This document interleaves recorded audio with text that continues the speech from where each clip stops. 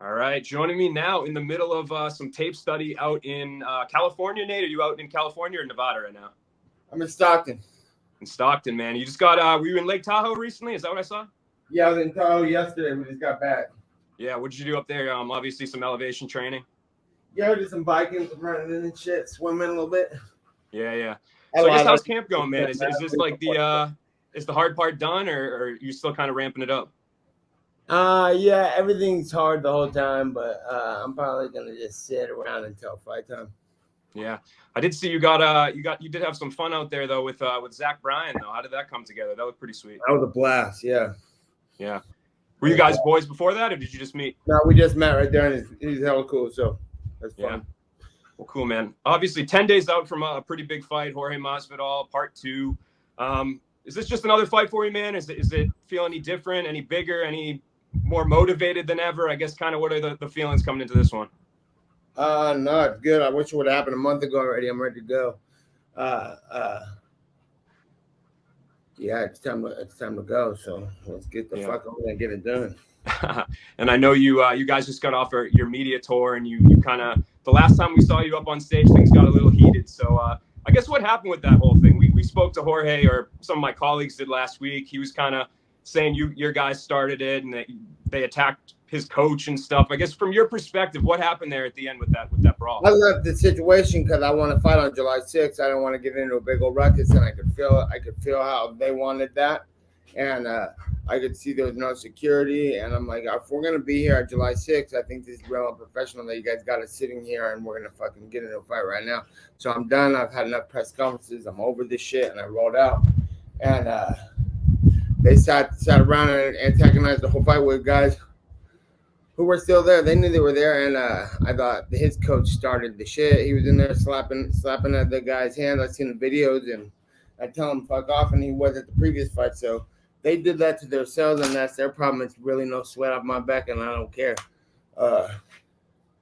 It's them getting all worked up, trying to sell shit, and trying to make it seem we gonna fight. There ain't nothing to sell. I ain't trying to sell shit.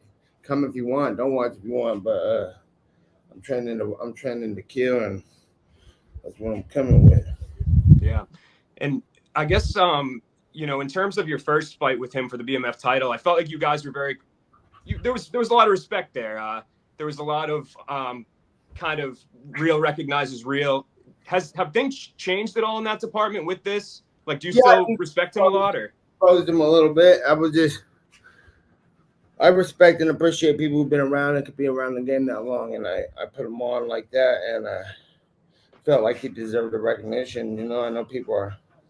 I know what I would want to see if I was watching a fight, and that's what I would have wanted to see. So then we got that done and made the biggest show. Brought the first time the president ever came to a UFC fight because of what I did and not what he did. And have on a Madison Square Garden making history, making a belt that's just carrying on right now.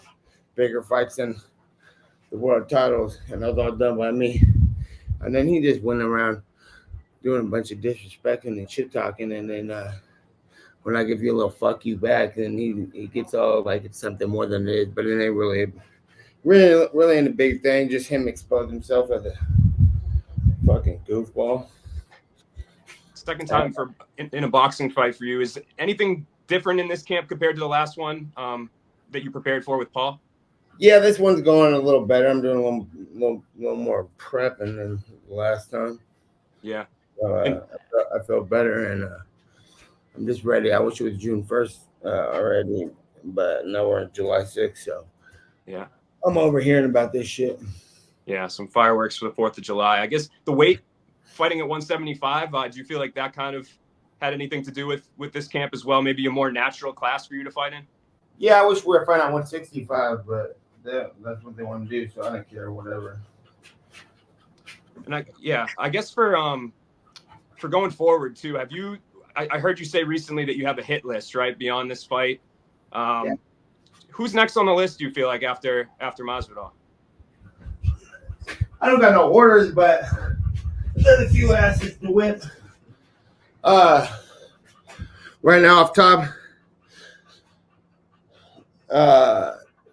At some point, me and Conor are gonna get done. I would like to fight Leon Edwards. I got a bunch of fuckers on the list, but I ain't screaming about that. I'm gonna get this job done. And we'll see what's next. Yeah. What'd you make of Conor pulling out of the Chandler fight? Were you surprised at all by that, or? I think it's just a minor thing. I think they're making a bigger deal out of it than it is. Good idea. If I get fucked up, I would like to push the fight back too, but people will fucking freak out. So yeah, I think I wouldn't want to fight till I'm 100% ready to rock too, because in the past I've done all kind of shit I shouldn't have done. So I think he learned from experience, and all these inexperienced people out there talking shit. That's just speaking for their inexperience. They're gonna have to just deal with the criticism until the fight gets done. I think it'll happen and it'll all begin. Sounds like he has 2 fights left on his contract. Michael Chandler will be one. Do you feel like you could be the last one? Could you and the UFC and him get it done to have that happen? Do you believe? Yeah, we'll see what happens with time. It depends on what happened with my fight, his fight, the UFC. I can't tell. I ain't a fortune teller. You know what I'm saying? But we'll see what happens. And I know you said Jake Paul is also on that hit list as well. What do you think of him matching up with Mike Perry and Mike Tyson? What are your kind of thoughts on those bookings? I think it's cool. Mike Perry and him should be a fun fight to watch. And then Tyson, when he's ready and time's right, that'd be cool too. And Tyson's a man. Yeah. And you were sharing this card with a bunch of teammates. I know that's been an important thing for you since you've become a free agent and kind of done the boxing stuff. Who else should fans maybe that are familiar with you, but they don't know the rest of the card, who should they look out for on this one? I know you got Chris Avila and Anthony Pettis, right? Who else? What other teammates should they look forward to on this one? Obviously, Chris Avila is the man, and he's doing good. I'd replace him for me any day. Like if I had to fall out, I'd put Chris in a position because I think he can do what I do, maybe better. And then we got my homeboy Luciano Ramos from Argentina. He's coming out. He's fighting early on the card, and he's a beast. He whoops everyone's ass in the gym. Boxers come from all over, come and get worked. And then who I got? Jose Guayo, Animal. That's the guy I least like to box at anybody. He'll fucking tear shit up. He's great. All my guys are. And Alan Sanchez is he's champion, and I don't even know his belts. He's got all kinds of different shit going on, but he's one of the best boxers I've ever boxed. And he's smaller than me too, but fast and hits like a maniac. He fought on the last card. So these are all entertaining fighters that train with me all day, and they do round. I wouldn't put anybody else in. So I got an all-star lineup. They're just fucking matter of time before they're stars. So it should be good. And then I wish I could have got my boy Christian Giovanni on there, but he's been in the gym right by our side, whooping everyone's ass who comes in. And he'll be up next after this, probably on the next card. And then who else is it? Kenny Lopez is on the card too, and he's real good. I mean, he helps me train for these fights. He fights at my weight, so everybody that I'm coming with, if I ain't gonna put on no show for some reason, I could depend on all these guys gonna have business. Love it, man. Yeah, you guys have always been super tight knit, and I got to ask about your brother too. Since we last spoke to you, he's back in the UFC. He's got a fight booked. How excited are you to see him back? What should fans expect to see? And I guess, what do you think of the matchup with Luque? Well, Luque is a fighter who comes to fight, and you guys know Nick, so that's what that is. You're gonna have a couple animals in there, and I don't think there's anybody better than Nick, so we'll see what happens. Yeah, he looks awesome on Instagram. Have you seen him? Have you worked with him at all recently, or?